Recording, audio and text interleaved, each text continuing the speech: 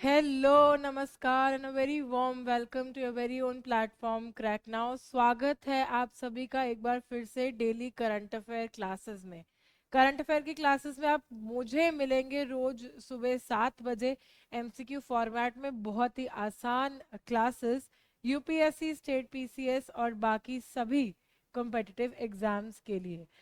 शुरू करते हैं आज की क्लास। किसी को अगर मेरे बारे में नहीं पता हो, मेरा नाम है परनीत कौर और मैं आपके साथ करूंगी करंट अफेयर की क्लासेस आपके अपने प्लेटफॉर्म क्रैक नाउ पे। चलिए बढ़ते हैं क्लास की तरफ। करंट अफेयर्स देखेंगे आज हम। चलो पहला क्वेश्चन देखते हैं। Which of the following research fields was not included in 8th Visitors Awards presented in 2024? 2024 में जो 8वें विजिटर अवार्ड्स हुए थे उनमें कौन सा रिसर्च फील्ड इंक्लूडेड नहीं था, ये आपको इस क्वेश्चन में बताना है। काफी इंपॉर्टेंट क्वेश्चन है ये एग्जाम पॉइंट ऑफ व्यू से। चार ऑप्शंस देख लेते हैं। पहला ऑप्शन है क्वांटम टेक्नोलॉजी, दूसरा ऑप्शन है आर्टिफिशियल इंटेलिजेंस जिसको एआई भी बोलते हैं, तीसरा ऑप्शन है फार्मास्यूटिकल्स और चौथा ऑप्शन है आपका एक्वाकल्चर। इन चारों में से आपको बताना है कि कौन सा फील्ड जो है वो इंक्लूडेड नहीं था। चलिए आंसर देखते हैं और इस करंट अफेयर को फटाफट याद कर लेते हैं। आंसर है इसका आर्टिफिशियल इंटेलिजेंस यानी कि एआई, जिसपे आजकल बहुत चर्चा भी चल रही है। फटाफट से देख लेते हैं। 8th विजिटर अवार्ड जो थे वो रिसर्च में प्रेजेंट किए गए थे। कौन कौन से फील्ड्स यानी कौन कौन से एरियाज ऐसे थे जिसमें वो अवार्ड्स दिए गए थे, उसकी लिस्ट यहाँ हमारे पास। क्वांटम टेक्नोलॉजी पहला फील्ड था, दूसरा था फार्मास्यूटिकल्स, फार्मा बोलते हैं जिसको, तीसरा एक्वाकल्चर था, चौथा था कैंसर रिसर्च और पांचवा था प्लास्टिक टू फ्यूल कन्वर्जन। ये ही 5 फील्ड थे जिनमें ये अवार्ड्स दिए गए थे और आर्टिफिशियल इंटेलिजेंस जो है वो इसका पार्ट नहीं था, यानी कि इसमें अवार्ड नहीं दिया गया था। ये आपका पहला क्वेश्चन था। इसके बारे में कुछ बेसिक जानकारी जो एग्जाम पॉइंट ऑफ व्यू से बहुत इंपॉर्टेंट है वो हम इस नॉलेज बूस्टर में देख लेते हैं। किस इवेंट की यहाँ बात हो रही है? विजिटर्स कॉन्फ्रेंस 2024-25 की यहाँ हम बात कर रहे हैं।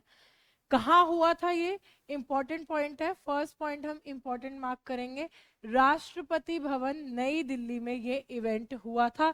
और इस पर करंट अफेयर का क्वेश्चन बन सकता है कि ये इवेंट कहाँ, किस स्टेट में कंडक्ट करवाया गया था या इसका वेन्यू क्या था। किसने इस इवेंट को इनॉग्रेट किया था, ये आपका दूसरा इंपॉर्टेंट पॉइंट आ गया। प्रेसिडेंट द्रौपदी मुर्मू ने इस इवेंट को इनॉग्रेट किया था। पहली विजिटर्स कॉन्फ्रेंस। अब विजिटर्स कॉन्फ्रेंस के बारे में थोड़ी सी जानकारी ले लेते हैं, स्टैटिक जीके में भी आपके काम आएगी, बहुत इंपॉर्टेंट है। पहली विजिटर्स कॉन्फ्रेंस 2015 में नवंबर के महीने में हुई थी, यानी कि नवंबर 2015 में ये करवाई गई थी। वो किसने इनॉग्रेट की थी? वो तब जो हमारे प्रेसिडेंट थे प्रणब मुखर्जी, उन्होंने ये इनॉग्रेट की थी। यानी कि आपसे अगर पूछा जाए कि first visitors conference was inaugurated bye, तो आप सबको जवाब पता होना चाहिए। जवाब था प्रणब मुखर्जी। की फोकस क्या था 2024 और 25 के कॉन्फ्रेंस का? हायर एजुकेशन के रोल को ये एक्सप्लोर कर रहा है। इंडिया के फ्यूचर को हायर एजुकेशन कैसे शेप कर रहा है, ये इसका की फोकस एरिया था। यानी कि सबसे ज्यादा प्रकाश डाला हुआ एरिया जो था वो यही था कि हायर एजुकेशन इंडिया के फ्यूचर को कैसे इम्पैक्ट कर रहा है। 8th विजिटर अवार्ड के बारे में जान लेते हैं। Quantum technology, pharmaceuticals, aquaculture, cancer research और प्लास्टिक टू फ्यूल कन्वर्शन, इन 5 रिसर्च एरियाज में ये अवार्ड दिए गए हैं। 5 main research areas, Q, P, A, C, P, L याद रखेंगे। Quantum technology, pharmaceuticals, aquaculture, cancer research और प्लास्टिक टू फ्यूल कन्वर्जन। इसकी सिग्निफिकेंस क्या है, यानी कि इसकी महत्वता क्या है, वो हम देख लेते हैं। ये रिसर्च और इनोवेशन को साइंटिफिक एंड टेक्नोलॉजिकल फील्ड्स में प्रमोट करता है। इस अवार्ड को देने से साइंटिफिक फील्ड में जितने लोग होंगे उनको एनकरेजमेंट मिलेगी, और रिकॉग्नाइज करता है आउटस्टैंडिंग अचीवमेंट्स को, यानी कि बहुत ही शानदार अचीवमेंट्स जो अलग अलग रिसर्च फील्ड्स में हैं उनको ये अवार्ड देके रिकॉग्नाइज किया जाता है। इसी के साथ हमारा पहला करंट अफेयर खत्म हुआ। किसी को कोई भी डाउट्स हो तो प्लीज अपने डाउट्स कमेंट सेक्शन में पूछते जाइएगा, और अपने आंसर्स भी साथ के साथ कमेंट सेक्शन में डालते जाइए जैसे ही क्वेश्चन आपको स्क्रीन पे नजर आए। इससे हमारी प्रैक्टिस बहुत अच्छी हो जाएगी, नॉलेज बूस्ट हो जाएगी, और एग्जाम क्रैक करने के तो क्या कहने, करंट अफेयर वाला सेक्शन बिल्कुल बढ़िया से हम क्रैक कर पाएंगे। देखो इसका आंसर तो इसी स्लाइड पे आप लोगों को मिल गया। Which ministry is responsible for launching the cities coalition for circularity, यानी कि C3 इसको हम बोला जाता है। कौन सी मिनिस्ट्री रिस्पॉन्सिबल है C3 लॉन्च करने के लिए? 4 ऑप्शंस आपको दिए गए हैं। Ministry of environment, forest and climate change. देखो सिटीज कोलिशन सर्कुलेटरी, इसी से हमें पता चल जाएगा कि फॉरेस्ट से इसका कोई लेना देना नहीं है। Ministry of commerce and industry, commerce से भी इसका कोई लेना देना नहीं है। ठीक है, तीसरा ऑप्शन आता है हाउसिंग एंड अर्बन अफेयर्स, इससे हमें इसका लेना देना नजर आ रहा है। Ministry of science and technology, ये तो बिल्कुल ही अनरिलेटेड है, तो इसमें हम बहुत साफ साफ एलिमिनेशन मेथड यूज करके हम आंसर दे सकते हैं कि कौन सी मिनिस्ट्री है जिन्होंने C3 लॉन्च किया है। तो आंसर क्या होगा जी? Ministry of housing and urban affairs, ये हमारा आंसर है। अगली स्लाइड पे देख लेते हैं एक बार answer. Ministry of Housing and Urban Affairs. Initiative was introduced by Union Minister for Housing and Urban Affairs as a part of India's commitment to promoting sustainable urban development. Sustainability goal इसमें नजर आ रहा है, तो sustainable urban development को promote करने के लिए ये इनिशिएटिव लॉन्च किया था ministry of housing and urban affairs ने। इसके कुछ की पॉइंट्स, एग्जाम फैक्ट्स जो हम एग्जाम POV से देखेंगे, देखते हैं फटाफट। नाम क्या है इसका? Cities coalition for circulatory, C3 इसकी शॉर्ट फॉर्म है। ये आपसे पूछा जा सकता है, ये देखे शॉर्ट फॉर्म देके कि इसका फुल फॉर्म बताइए, या फिर फुल देके उसका शॉर्ट फॉर्म बताइए। ग्लोबल अलायंस है ये सर्कुलर इकोनॉमी, यानी कि गोलाकार की अर्थव्यवस्था को प्रमोट करने के लिए अर्बन एरियाज में। किसने अनाउंस किया था? पीछे भी देखा, union minister for housing and urban affairs. कहाँ किया था? 12th regional 3R and circular economy forum Jaipur में। जयपुर में हुआ था ये। क्या हुआ था? 12वां regional 3R and circular economy forum. ये पॉइंट इंपॉर्टेंट है एग्जाम POV से। इसके ऑब्जेक्टिव्स क्या है? रिसोर्स एफिशिएंसी को बढ़ाता है और लो कार्बन इकोनॉमी को सपोर्ट करता है। ये आजकल सस्टेनेबिलिटी में बहुत इंपॉर्टेंट पॉइंट हो गया है कि लो कार्बन एमिशंस जो है वो हो, तो ये इसका एक गोल है। सिटी टू सिटी कोलैबोरेशन को प्रमोट करता है और प्राइवेट सेक्टर पार्टनरशिप्स को प्रमोट करता है, ताकि नॉलेज जो है वो आपस में शेयर हो पाए और बहुत सारे ऐसे जो मेजर्स हैं वो सामने आ पाए, जिससे हम लो कार्बन इकोनॉमी की तरफ, यानी कि सस्टेनेबल इकोनॉमी की तरफ बढ़ पाए। वेस्ट रिडक्शन को प्रमोट करता है, रिसाइकलिंग और रीयूज को प्रमोट करता है, जिससे हमारे सस्टेनेबिलिटी का गोल जो है उसके हम एक स्टेप क्लोजर आ जाएंगे, एक कदम नजदीक बढ़ जाएंगे। क्या इसकी महत्वपूर्णता है ये देख लेते हैं। इंडिया के क्लाइमेट गोल्स को और SDGs 11, 12 और 13 को ये प्रमोट करता है, सपोर्ट करता है। ठीक है, ग्रीन टेक्नोलॉजी को एनकरेज करता है, ये इंपॉर्टेंट पॉइंट है। और यहाँ बार बार फोकस किया जा रहा है कि सस्टेनेबल अर्बन डेवलपमेंट को ये फोकस में लेके आता है। ये बहुत इंपॉर्टेंट पॉइंट है, याद रखना है कि कौन सा ऐसा प्रोजेक्ट है, कौन सा ऐसा इनिशिएटिव है जो सस्टेनेबल अर्बन डेवलपमेंट को लेके आता है सामने। वो है cities coalition for circulatory C3। Urban policy framework को स्ट्रेंथन करता है। C3 हमारे ग्लोबल कोऑपरेशन को बढ़ाता है ताकि सस्टेनेबल सिटीज बन पाए और रिसोर्स एफिशिएंसी आ पाए। और लो कार्बन इकोनॉमी, जो इंडिया की एक बहुत अच्छी कमिटमेंट है कि हम एक लो कार्बन इकोनॉमी बनाएंगे, उसको प्रमोट करने में हमारा ये cities coalition for circulatory initiative help करता है। ये था आज का आपका दूसरा करंट अफेयर। बढ़ते हैं अगले करंट अफेयर की ओर।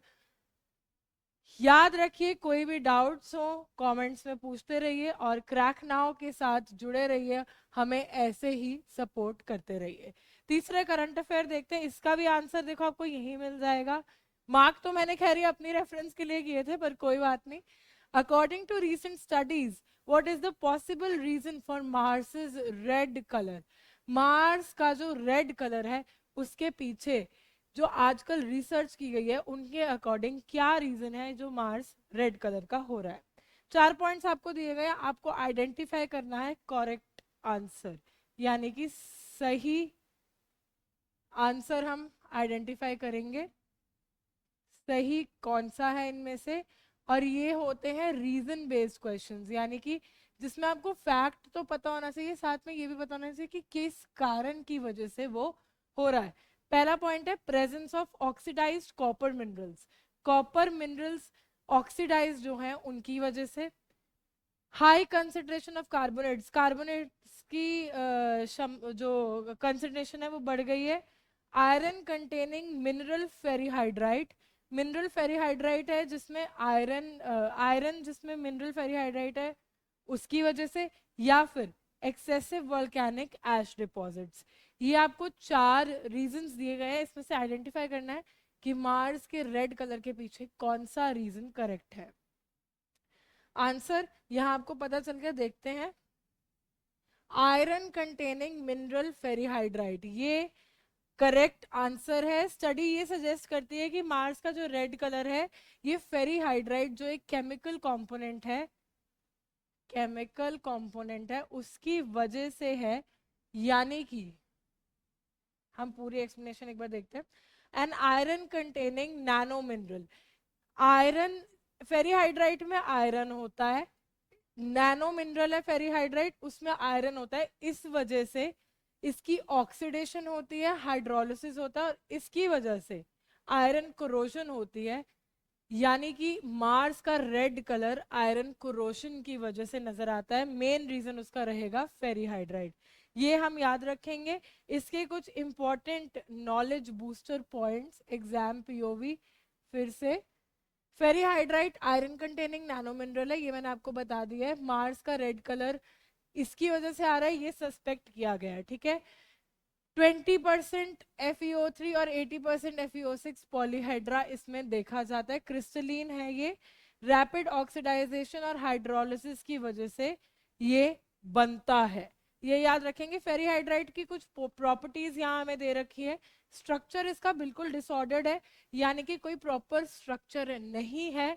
और इसमें आयरन, ये किस वजह से बनता है? आयरन जब रॉट होता है, कोरोड होता है, आयरन कोरोजन की वजह से फेरीहाइड्राइट बनता हुआ नजर आता है।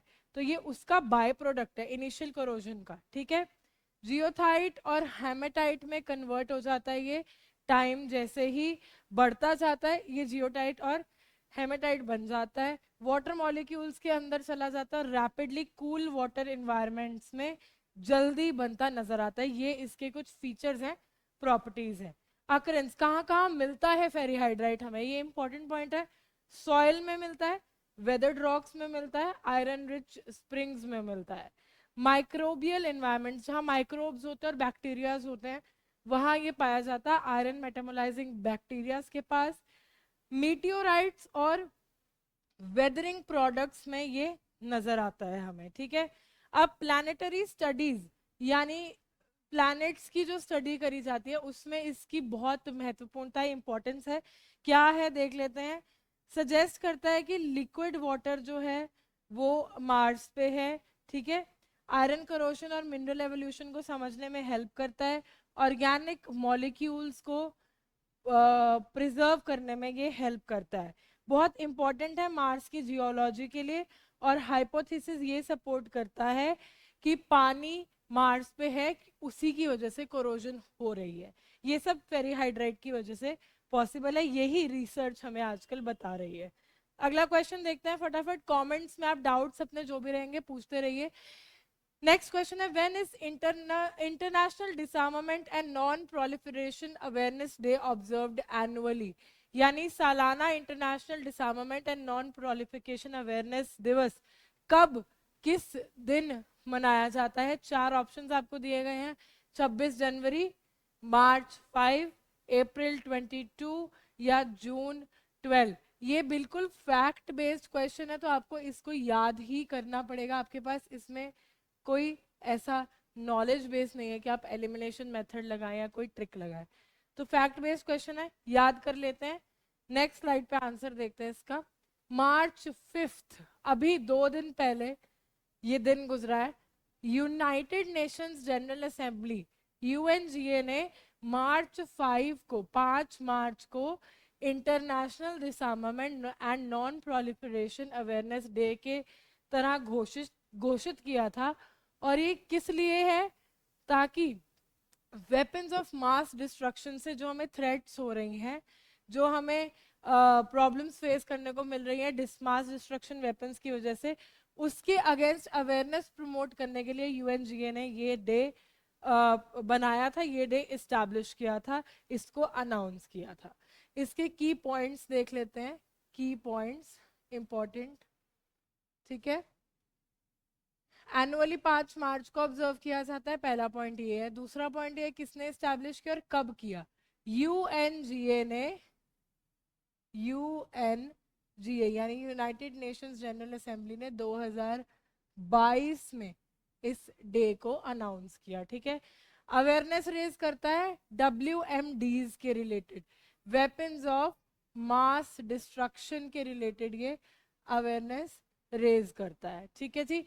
बैकग्राउंड देख लेते हैं। इसका रेजोल्यूशन जो है वो 2021 में प्रमोट किया गया था। ऑफिशियली 7 दिसंबर 2022 को इसको रिकॉग्नाइज किया गया था और 5 मार्च 2023 को इसको एक्चुअली ऑफिशियली अडॉप्ट किया गया था। पहले बार 2023 5 मार्च को ये दिवस मनाया गया था, ये इंपॉर्टेंट है। यूथ और पब्लिक को WMD थ्रेड्स के बारे में एजुकेट करता है, ग्लोबल डिसआर्मामेंट और पीस को प्रमोट करता है। ये कहता है कि हमें नॉन वायलेंट हो जाना चाहिए, पीसफुल रहना चाहिए, ये इसका मेन गोल है, ठीक है जी। न्यूक्लियर, केमिकल और बायोलॉजिकल वेपन के कंसर्न्स जो हैं, न्यूक्लियर वेपन्स, केमिकल वेपन्स और बायोलॉजिकल वेपन्स, हम नेक्स्ट स्लाइड में एक बार समझेंगे कि ये तीनों क्या हैं। इनके रिलेटेड जो कंसर्न्स हैं उनको ये एड्रेस करता है, ठीक है। Non proliferation efforts international security और डिप्लोमेसी बढ़ाता है। यूएन मेंबर्स को WMD की स्टॉक पाइल्स, यानी कि एक देश के पास कितने वेपन्स हैं मास डिस्ट्रक्शन के, उसको रिड्यूस करने के लिए ये बोलता है, एनकरेज करता है। कौन कौन से ऑर्गेनाइजेशंस इसमें इन्वॉल्व है ये भी देख लेते हैं। यूएनजीए इन्वॉल्व है, यानी कि United Nations general assembly, international atomic energy agency and UNODA। ये सारी इंपॉर्टेंट ऑर्गेनाइजेशंस है जो इसमें इन्वॉल्व है, ये हम याद रखेंगे। हालांकि उतना इंपॉर्टेंट नहीं है, 3 पॉइंट्स जो इंपॉर्टेंट थे वो मैंने हाईलाइट कर दिए, ये हमें याद रखने हैं एग्जाम POV से। नेक्स्ट स्लाइड में समझते हैं कि वेपन्स ऑफ मास डिस्ट्रक्शन क्या होता है। बेसिक नॉलेज भी जरूरी है। वेपन्स ऑफ मास डिस्ट्रक्शन वो होता है जो बहुत बड़े स्केल पे डिस्ट्रक्शन कॉज करते हैं, बहुत बड़े स्केल पे तबाही मचा सकते हैं, उनको हम बोलते हैं वेपन्स ऑफ मास डिस्ट्रक्शन। और इससे लॉस ऑफ लाइफ भी बहुत लार्ज स्केल होता है, ये हम याद रखेंगे।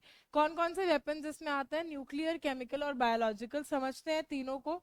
न्यूक्लियर फिजन और फ्यूजन से बने हुए वेपन्स को हम न्यूक्लियर वेपन्स बोलते हैं।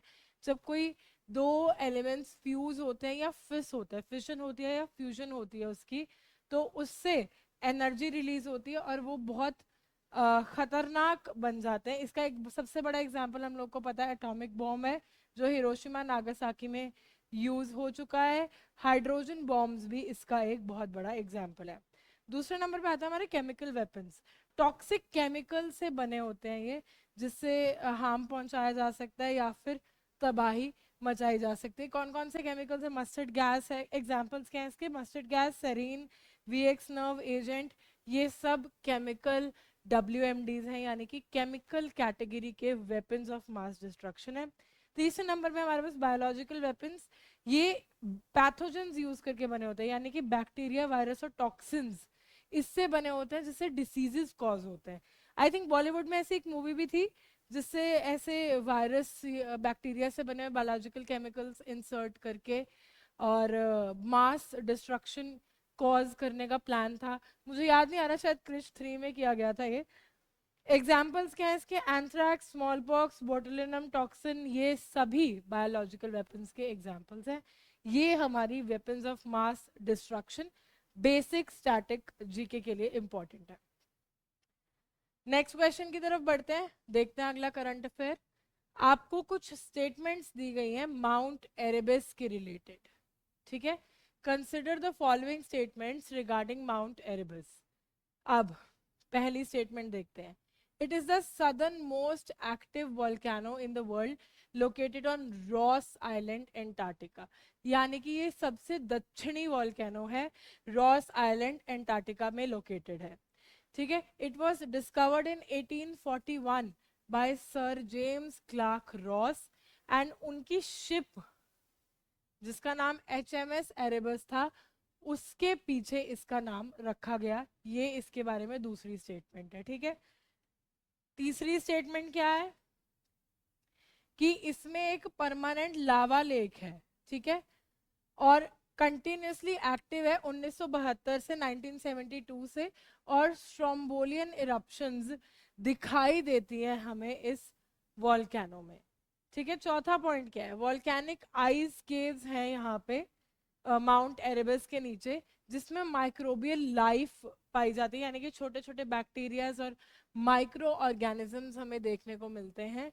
और इसमें एस्ट्रोबायोलॉजी और एक्स्ट्रा टेरेस्ट्रियल सर्वाइवल के ऊपर इंसाइट्स, यानी कि लोग वहाँ जाके रिसर्च करते हैं, माइक्रो ऑर्गेनिजम्स को समझते हैं, माइक्रो बैक्टीरियल ऑर्गेनिजम्स को समझते हैं, और एस्ट्रोबायोलॉजी और एक्स्ट्रा टेरेस्ट्रियल सर्वाइवल उसके बारे में रिसर्च की जाती है। ये चौथा पॉइंट है। पांचवा है, it is the tallest volcano in Antarctica, यानी कि सबसे ऊंचा वॉल्केनो है ये एंटार्क्टिका का, 12,448 फीट, यानी 12,448 फीट, 3,794 मीटर्स इसकी हाइट है। इनमें से आपको ये बताना है कि कौन सी स्टेटमेंट्स सही है, करेक्ट है, ठीक है? आइडेंटिफाई करते हैं। अब आपको ऑप्शंस दिए गए 1 2 3 एंड 4, 1 2 3 एंड 5, 2 3 4 एंड 5, या ऑल 1 2 3 4 एंड 5। आंसर देखते हैं इसका फटाफट से। 1 2 3 एंड 4, यानी कि पहली, दूसरी, तीसरी और चौथी स्टेटमेंट जो है करेक्ट है। पहली कि ये सबसे दक्षिणी एक्टिव वॉल्केनो है, ठीक है जी, ये हमारी पहली स्टेटमेंट है, और ये रॉस आइलैंड पे लोकेटेड है एंटार्क्टिका में। दूसरी कि ये सर जेम्स क्लार्क रॉस ने फाइंड आउट किया था, डिस्कवर किया था 1841 में, और इसका नाम उनकी शिप के नाम के पीछे रखा गया है, HMS एरेबस, ठीक है? इसमें परमानेंट लावा लेक है 1972 से जो एक्टिव है, ये स्टेटमेंट बिल्कुल सही है, और स्ट्रोम्बोलियन इरप्शंस देखने को मिलते हैं। यहाँ लोग जाके रिसर्च करते हैं क्योंकि यहाँ माइक्रोबियल लाइफ है, और एस्ट्रोबायोलॉजी और एक्स्ट्रा टेरेस्ट्रियल सर्वाइवल के ऊपर यहाँ पे रिसर्च की जाती है। ये पॉइंट्स हमारे सही है। पांचवी जो स्टेटमेंट है ये गलत है, ठीक है जी? क्यों गलत है? क्यों गलत है? क्योंकि ये सेकंड टॉलेस्ट वॉल्केनो है, फर्स्ट टॉलेस्ट वॉल्केनो नहीं है, ठीक है? सेकंड टॉलेस्ट वॉल्केनो है एंटार्क्टिका में, सबसे ज्यादा ऊंचा नहीं है, सेकंड नंबर से ऊंचा है, और पहला वाला जो सबसे टॉलेस्ट है वो है माउंट सिडले, माउंट सिडले, ये हम याद रखेंगे, ठीक है? चलो की फैक्ट्स देख लेते हैं एग्जाम पीओवी से। वही सदर्न मोस्ट एक्टिव वॉल्केनो है, रॉस आइलैंड पे लोकेटेड है, 1841 में सर जेम्स क्लार्क रॉस ने किया था डिस्कवर। HMS एरेबस उनकी शिप का नाम था, जिसके पीछे इस वॉल्केनो का नाम रखा गया माउंट एरेबस।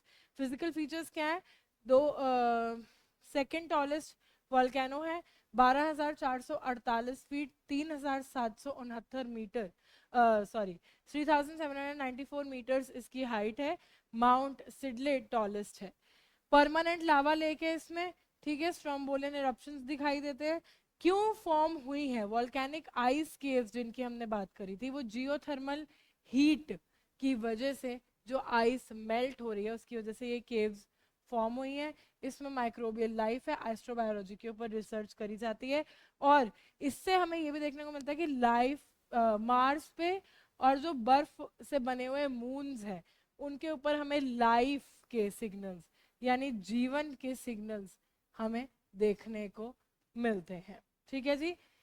साइंटिफिक सिग्निफिकेंस क्या है इसकी? कि सबसे लंबा लावा लेक है अर्थ पे।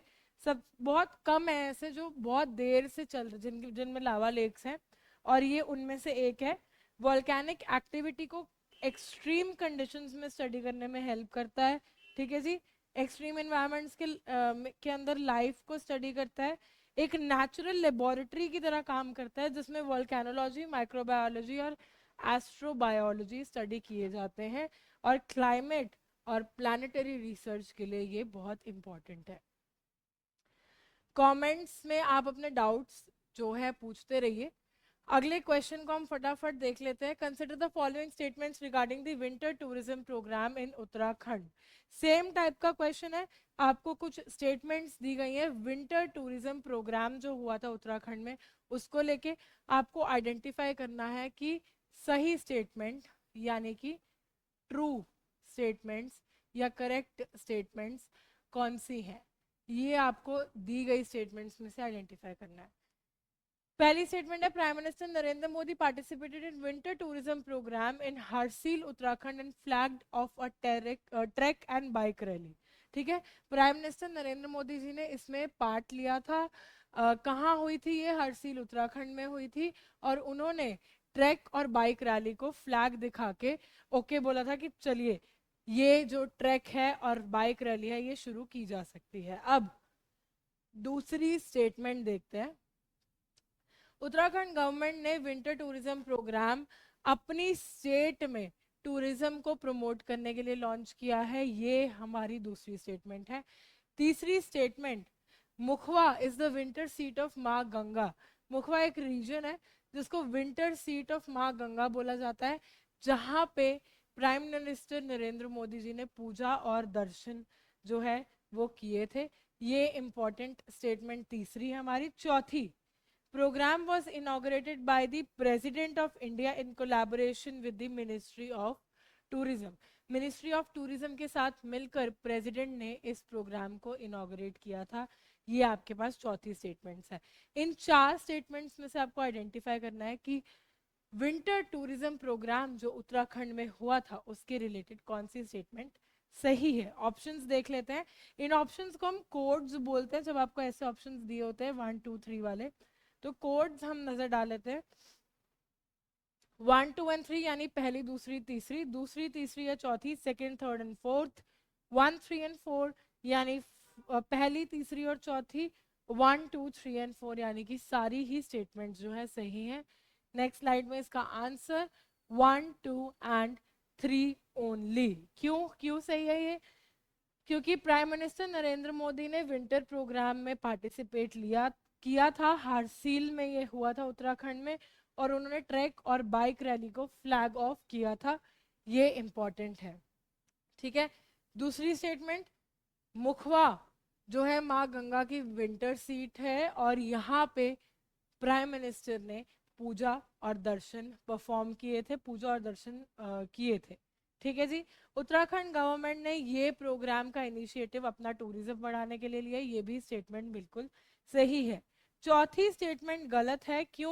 क्योंकि प्रेसिडेंट ऑफ इंडिया ने ये प्रोग्राम जो है इनॉग्रेट नहीं किया था। ठीक है, और ये मिनिस्ट्री ऑफ टूरिज्म के साथ कोलैबोरेशन में नहीं हुआ। ठीक है, उत्तराखंड की गवर्नमेंट ने ये प्रोग्राम लॉन्च किया है, ये याद रखना है। किसके साथ मिलके? और किसने ये प्रोग्राम अटेंड किया था? जो वहाँ के सीएम है, चीफ मिनिस्टर है, पुष्कर सिंह धामी, वो अटेंडेंस में थे, वो आए हुए थे, उन्होंने इनॉग्रेट किया था उत्तराखंड गवर्नमेंट के साथ मिलके। मिनिस्ट्री ऑफ टूरिज्म और प्रेसिडेंट ऑफ इंडिया का कोई लेना देना नहीं है इससे। इसके एग्जाम फैक्ट्स हम देख लेते हैं। लॉन्च किसने किया है? उत्तराखंड गवर्नमेंट ने, पहला इंपॉर्टेंट पॉइंट। दूसरा, इसकी लोकेशन क्या थी? हारसील, उत्तराखंड। ये आपके दो मेजर एग्जाम क्वेश्चंस आपको यही मिल गए। ठीक है, इसका ऑब्जेक्टिव क्या था? विंटर टूरिज्म को प्रमोट करना, ट्रैकिंग और बाइकिंग जैसी एक्टिविटीज को सामने लाकर।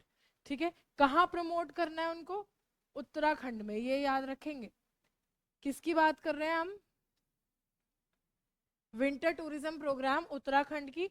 तो कहाँ प्रमोट करना है विंटर टूरिज्म को? उत्तराखंड में। प्राइम मिनिस्टर ने कैसे पार्टिसिपेट किया था? उन्होंने फ्लैग ऑफ की थी एक ट्रैक और बाइक रैली, और मुखवा गए थे वो पूजा और दर्शन के लिए। जो माँ गंगा की विंटर सीट है, यानी माँ गंगा का विंटर्स में जो वास है वो वही होता है, ये याद रखेंगे। की अटेंडीज कौन कौन थे? कौन कौन इंपॉर्टेंट लोग थे जो इस इवेंट में प्रेजेंट थे? सीएम वहां के पुष्कर सिंह धामी, और बहुत सारे स्टेट ऑफिशियल्स और टूरिज्म रिप्रेजेंटेटिव्स जो हैं स्टेट के, वो वहां प्रेजेंट थे। टूरिज्म को बूस्ट करने के लिए और लोकल इकोनॉमी को बढ़ावा देने के लिए उत्तराखंड में ये प्रोग्राम लॉन्च किया गया है। और एडवेंचर टूरिज्म और पिलग्रिमेज टूरिज्म, मुखवा की बात हुई है तो पिलग्रिमेज आएगा, यानी कि लोग इंपॉर्टेंट पिलग्रिमेज साइट्स पे जाएंगे। दूसरी बात, एडवेंचर क्यों? क्योंकि ट्रैक और बाइक रैली की बात हुई है, तो एडवेंचर और पिलग्रिमेज टूरिज्म को उत्तराखंड में ये प्रमोट करता है। ये हमारा आज का छठा क्वेश्चन। अगले बढ़ते हैं, अगला करंट अफेयर फटाफट देखते हैं बिना कुछ फालतू की बात किए। Which of the following statements is are correct regarding the Govind Ghat to Hemkund Sahib ji ropeway project? अभी हाल फिलहाल में गोविंद घाट से हेमकुंड साहिब जी जाने के लिए गवर्नमेंट ने रोपवे प्रोजेक्ट को अप्रूवल दे दिया है। उसके बारे में कुछ स्टेटमेंट्स आपको दी गई हैं, उन पर नजर डालते हैं और आइडेंटिफाई करेंगे कि कौन सी स्टेटमेंट सही है। Central government has approved the project to improve pilgrimage access and tourism in Uttarakhand। जो गोविंद घाट से हेमकुंड साहिब जी की चढ़ाई है वो बहुत ही मुश्किल स्टीप चढ़ाई है, बहुत तीखी चढ़ाई है, तो वहां तक सब लोग नहीं पहुंच पाते हैं। इसीलिए ताकि जो हमारी वो इम्पोर्टेंट साइट है सिख्स और हिंदूज के लिए, तो उन तक आसानी से वहां तक पहुंच पाए वो लोग, उसके लिए सेंट्रल गवर्नमेंट ने अप्रूव किया है ये प्रोजेक्ट।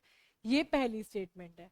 दूसरी है कि 12.5 किलोमीटर, ऑलमोस्ट 12.4 किलोमीटर लंबा ये रोपवे होगा, और इसकी पूरी कॉस्ट जो है 2730.13 करोड़ ये एस्टिमेट करी गई है। ठीक है, हेमकुंड साहिब जो है सिख लोगों के लिए और हिंदुओं के लिए इम्पोर्टेंट पिलग्रिमेज साइट है, यानी कि धार्मिक स्थान है।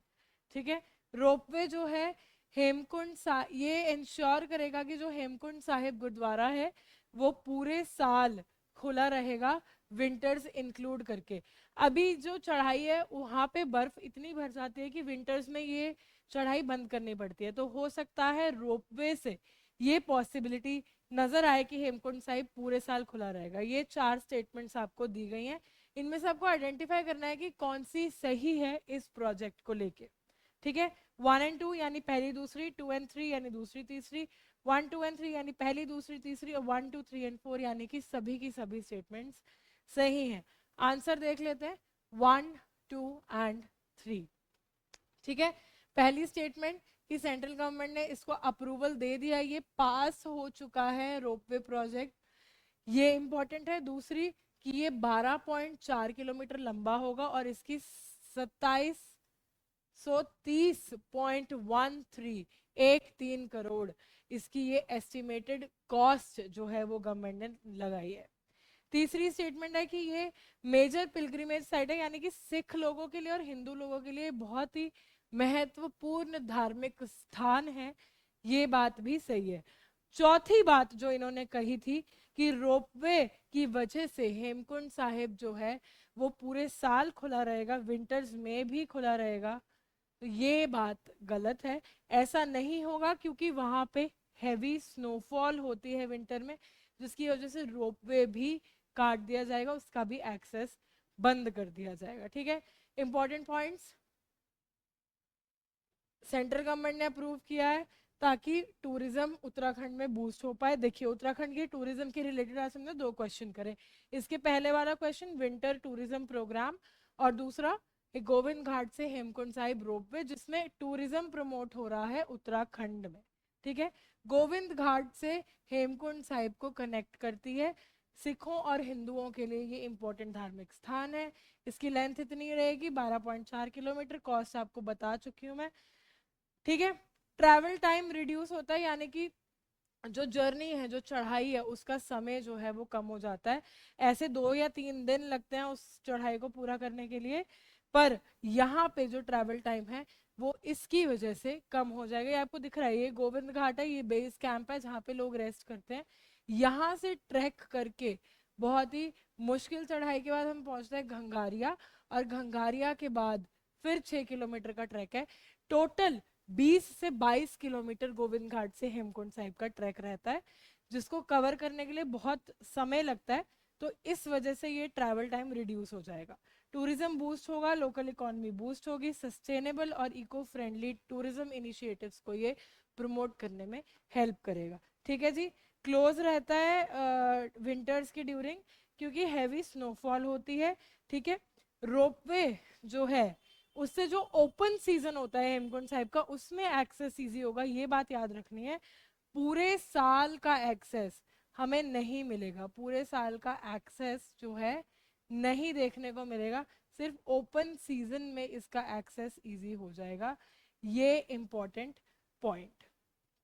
अगला लास्ट क्वेश्चन आज का देख लेते हैं फटाफट से, वही स्टेटमेंट फॉर्मेट में। इससे क्या होता है, स्टेटमेंट फॉर्मेट में जब हम क्वेश्चंस करते हैं ना, तो इससे हमें बहुत सारी इंफॉर्मेशन एक साथ मिल जाती है और हमारे लिए सारे फैक्ट्स कैप्चर करना इजी हो जाता है। प्लस स्टेट पीसीएस एग्जाम्स और यूपीएससी एग्जाम्स और बहुत सारे कॉम्पिटिटिव एग्जाम्स में ये फॉर्मेट क्वेश्चंस के लिए फॉलो किया जाता है।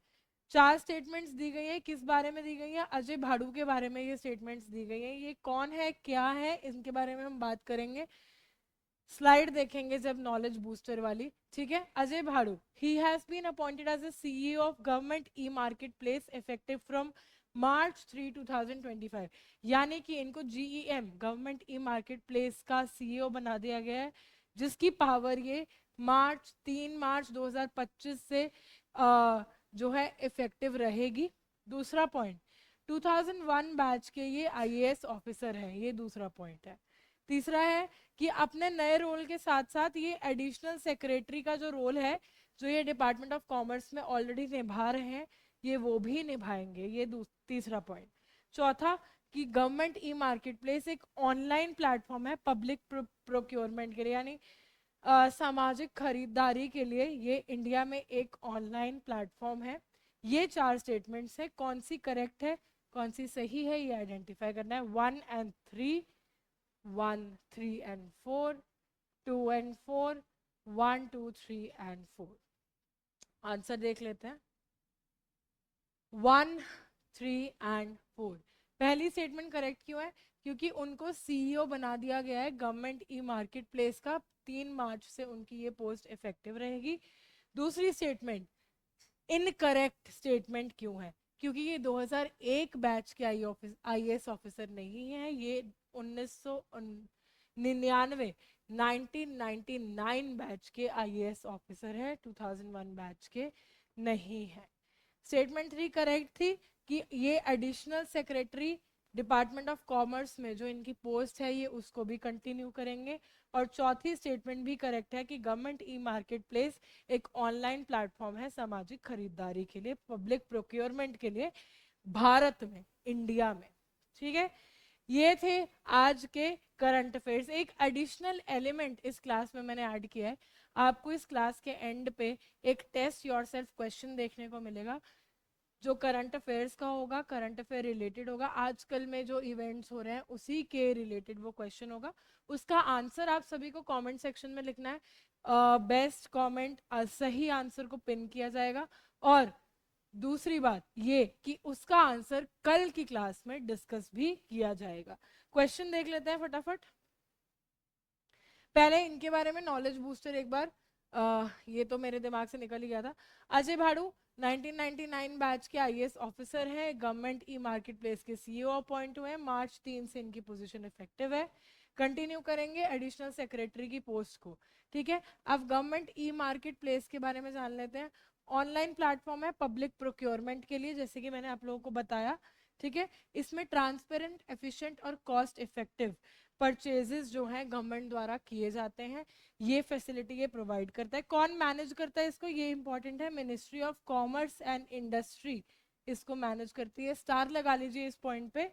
ठीक है, सिग्निफिकेंस क्या है, एफिशिएंसी जो है गवर्नमेंट प्रोक्योरमेंट में वो इंक्रीज होती है, डिजिटल ट्रांसफॉर्मेशन और ट्रांसपेरेंसी रहती है, और स्मॉल बिजनेसेस और एमएसएमईज उनके लिए ये बहुत इंपॉर्टेंट है, उनको ये एक मार्केट प्रोवाइड करता है। ठीक है, अब क्वेश्चन देख लेते हैं आप लोगों का होम वर्क जिसको हम कहेंगे, वो देख लेते हैं। बहुत ही इजी एमसीक्यू क्वेश्चन है।